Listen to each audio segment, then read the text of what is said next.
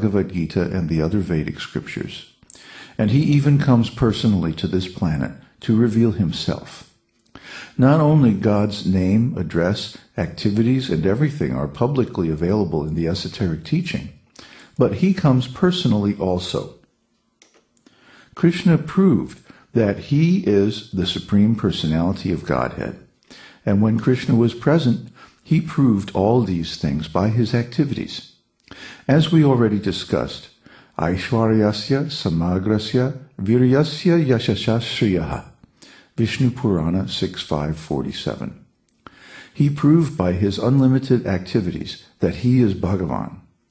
In his capital city of Dwarka, he had 16,108 queens, and for each wife he built a big palatial marble palace bedecked with jewels and gardens with parijata flowers from the heavenly planets. These are described in the Vedic histories of the Puranas. Now, nobody except God, Bhagavan, can maintain 16,000 wives in 16,000 palaces. Not only that, he expanded himself into 16,108 forms, and he was living comfortably with each wife, not that he neglected any of them. Each wife had 10 sons, and those children also each had 10 grandsons. So let's do the math. 16,108 wives plus 161,080 sons plus 161,080 daughters-in-law plus 1,610,800 grandsons. So Krishna's immediate family, the Yadu dynasty, had more than 1,949,068 members. So even if you study from the material point of view, when Kṛṣṇa was present, he proved that he's Bhagavan. Bhagavan does not mean someone with a big beard who becomes God by some kind of meditation. Kṛṣṇa never became Bhagavan by meditation. He was not a phony, manufactured God. He's always God, eternally God. When Kṛṣṇa was on the lap of his mother Yashoda, he was God. The Putana demon came to kill him, but Kṛṣṇa killed her. In this way, if we read the life of Kṛṣṇa given in Srimad Bhagavatam, he's proved that he is Bhagavan.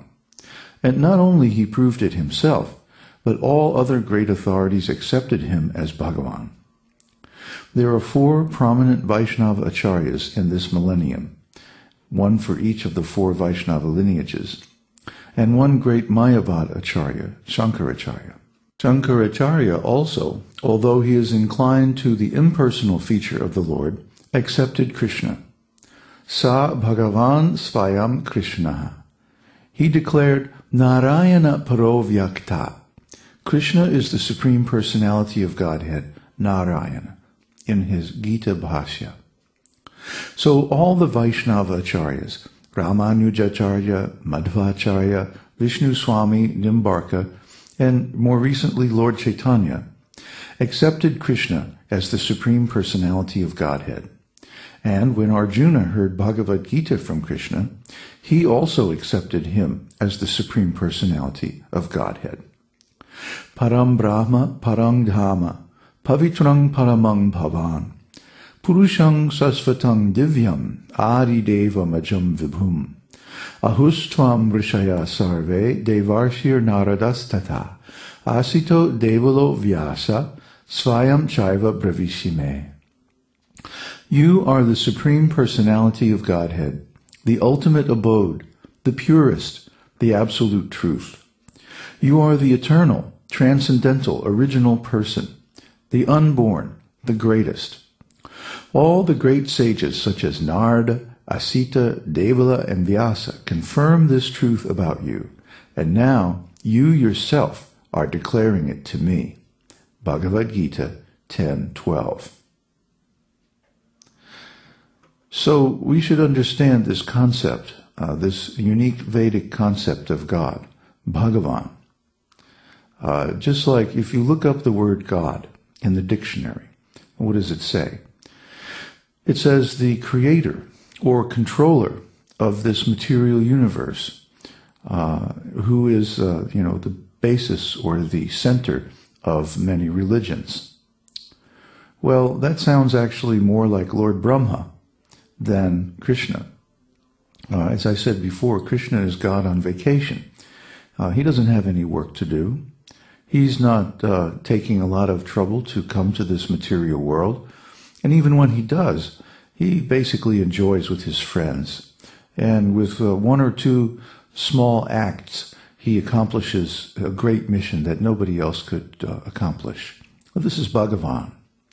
Bhagavan means one who is full with 6 kinds of spiritual opulences. So then, what about the creator?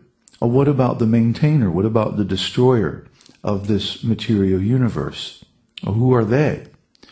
Well, like it says in Srimad Bhagavatam, Ete changsha kala pungsha, that they are all expansions or expansions of expansions. Now, just like this phrase, Supreme Personality of Godhead, which is a unique phrase coined by my spiritual master to translate this particular verse, Kṛṣṇas tu Bhagavan Svayam. Bhagavan Svayam is the original Sanskrit terminology for the Supreme Personality of Godhead. And similarly, Changsha Kalaha, this is translated as plenary portions and portions of the plenary portions. Well, what does that mean? Just like when an ambassador is sent to a foreign country with authorization to negotiate and make treaties and so forth on behalf of his government, he's called a plenary ambassador. What does that mean?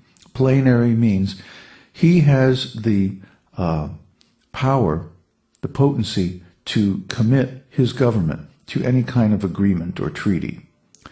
He speaks for the king or the governmental head.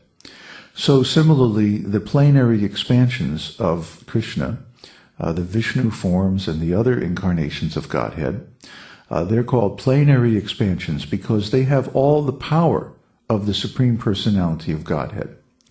However, as analyzed by Rupa Goswami and other great sages, they do not have all the qualities of the Supreme Personality of Godhead. Only Kṛṣṇa has those. And if we analyze very carefully in comparative studies, we can see the differences. And this is discussed in detail in the Bhakti Rasamrita Sindhu, or the Nectar of Devotion. So one should study all these wonderful books to understand really what is God. God is not simply the creator and maintainer and controller of this material world. He's far, far more than that. He accomplishes all that with simply an expansion of his original self, his original form, Kṛṣṇa. Kṛṣṇa is the Supreme Personality of Godhead, Svayam Bhagavan.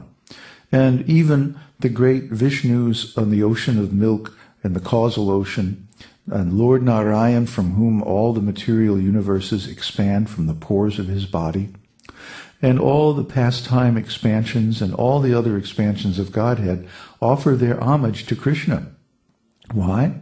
Because Kṛṣṇa is Svayam Bhagavan. He's the original Supreme Personality of Godhead.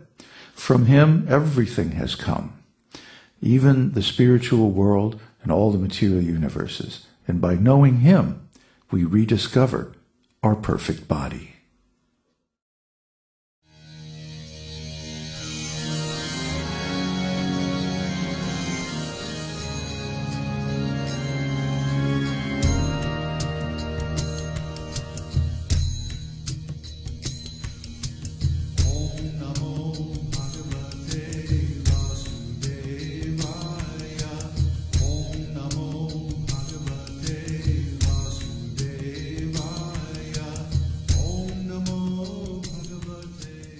We hope you've enjoyed this edition of My Perfect Body.